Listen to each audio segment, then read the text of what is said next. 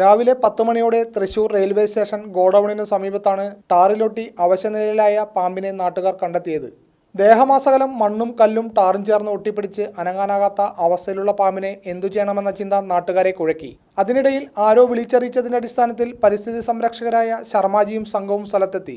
ഒരുവിധേനെ പാമ്പിനെ ചാക്കിലാക്കി കൊക്കാല മൃഗാശുപത്രിയിൽ എത്തിച്ചു. മണ്ണെണ്ണ ഉപയോഗിച്ച് ടാറ് നീക്കം ചെയ്താൽ പാമ്പ് ചാകുമെന്ന് കണ്ടെത്തിയതോടെ വെളിച്ചെണ്ണയാക്കി. 2 ലിറ്റർ വെളിച്ചെണ്ണ ഉപയോഗിച്ച് 3 ഡോക്ടർമാരും 4 വിദ്യാർത്ഥികളും ചേർന്ന് 3 മണിക്കൂർ തേച്ചു കുളിപ്പിച്ചപ്പോൾ പാമ്പ് സുന്ദരകുട്ടപ്പനായി.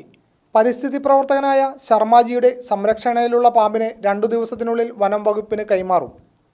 നമ്മളിപ്പോൾ ഇതിനെ പിടിച്ചിട്ടുണ്ട്. നമ്മൾ ഹോസ്പിറ്റലിൽ കൊണ്ടുപോയി അതിൻ്റെ ട്രീറ്റ്മെൻറ്റും കാര്യങ്ങളൊക്കെ കഴിഞ്ഞു. ഇപ്പോൾ ഇവിടെ ഉണ്ട്, അത് പൂർണ്ണ ആരോഗ്യവാനാണ്, പ്രശ്നങ്ങളൊന്നുമില്ല. എന്നിരുന്നാലും അതിൻ്റെ മേലിൽ കുറച്ച് ഓയിൽമയം ഉണ്ട്. അപ്പോൾ അത് പോകാനായിട്ടൊരു ഓയിൽമെൻറ്റ് ഡോക്ടർ നിർദ്ദേശിച്ചിട്ടുണ്ട്. അപ്പോൾ 2 ദിവസം അത് അപ്ലൈ ചെയ്തതിന് ശേഷം ഫോറസ്റ്റിന് ഹാൻഡ് ഓവർ ചെയ്യണമെന്നാണ് പറഞ്ഞിട്ടുള്ളത്. അനീഷ് ആൻ്റണി, കേരള വിഷൻ, തൃശ്ശൂർ.